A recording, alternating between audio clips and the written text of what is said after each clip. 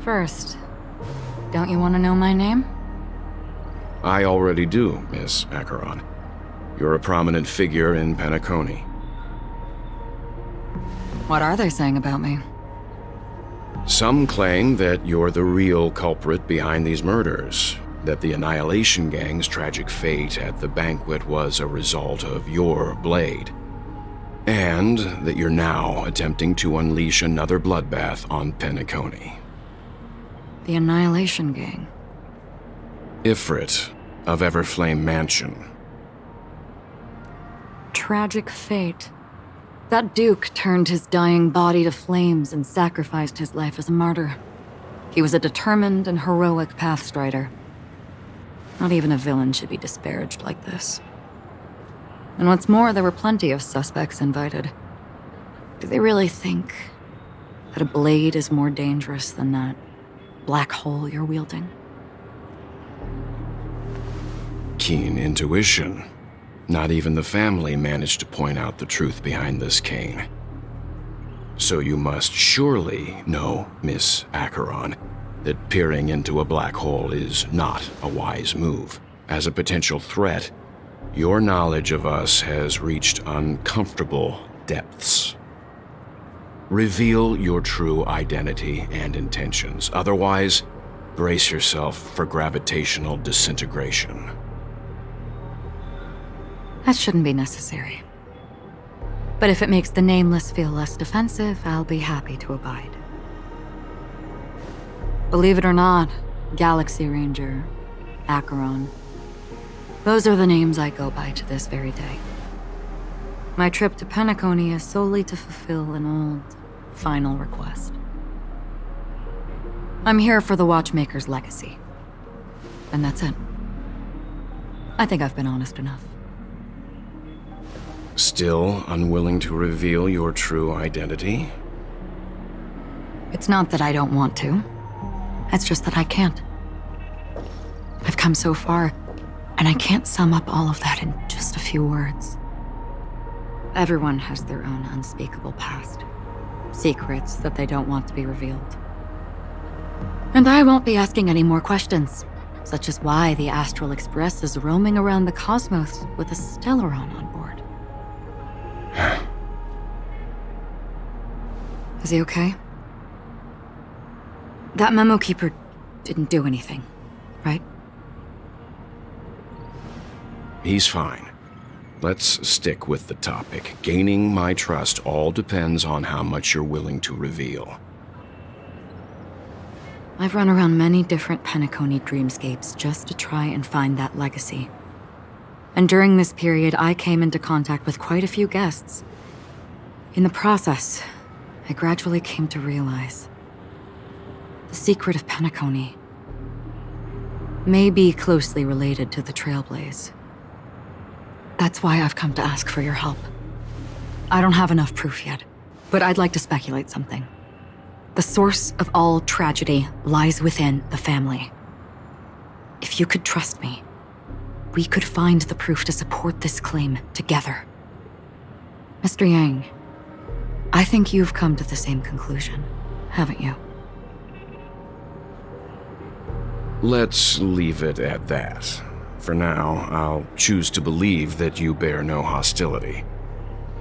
Share your findings with me and me alone. I don't want vague conjecture to interfere with other people's judgments before we find solid proof. By the way, would you like something to drink? Before we go, how about 2 cups of Wake the Heck Up? No, 4 cups. Because the conversation coming up will last forever.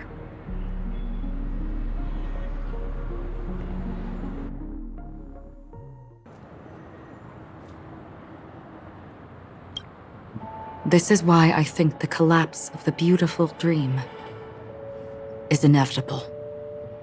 There might be a way to change everything. Perhaps.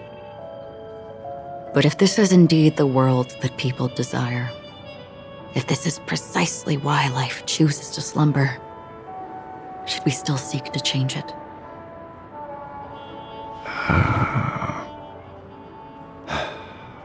Miss Acheron, now it's my turn to share a story with you. There was a man from my homeland who, at a time when the world was grappling with deep, unhealable pain, made a choice. He wove together the dreams of everyone in the world, linking people's dreamscapes, and shouldered this burden himself. From this, he created a giant, a spiritual atom.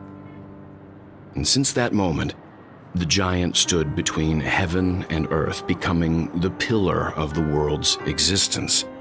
As a price, those who found it hard to move forward, who could not advance, forever lost their future.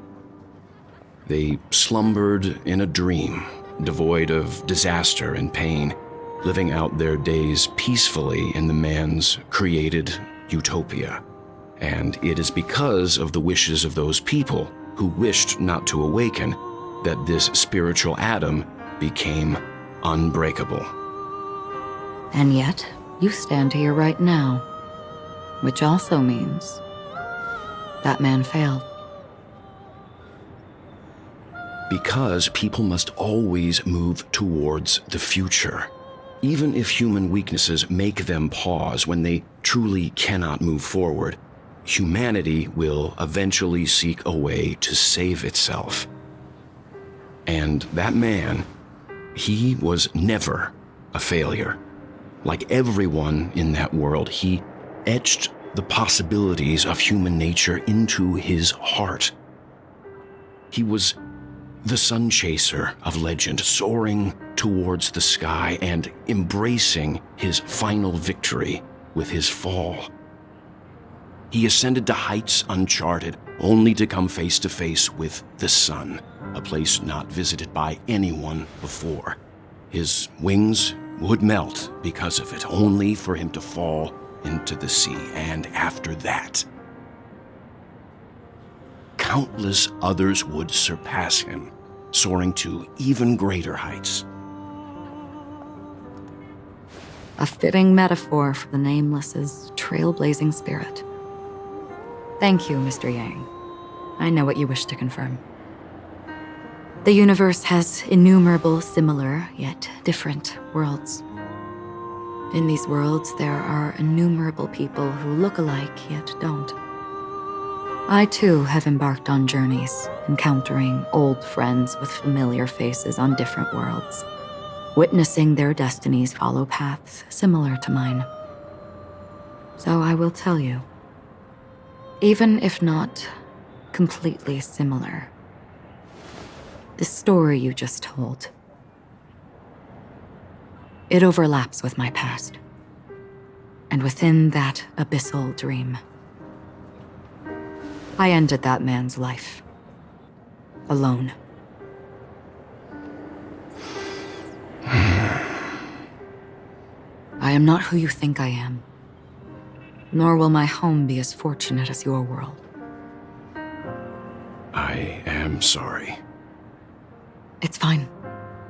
I don't mind, so long as I can alleviate your suspicions. There's something I still wish to know, Miss Acheron.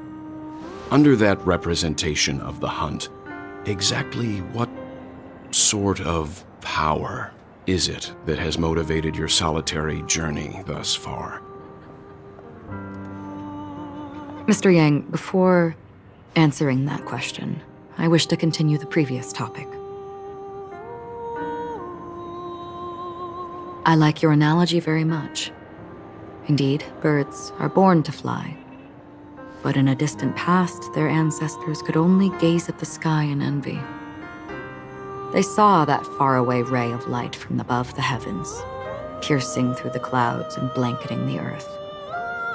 And so, time and time again, generation after generation, the birds spread their wings and took to the sky, attempting to touch its ceiling, all because the sun was there. Then, what if the last bird finally soars into the sky, only to realize that the end of the light is not the sun, but darkness? Then why, exactly, do we even walk towards the light?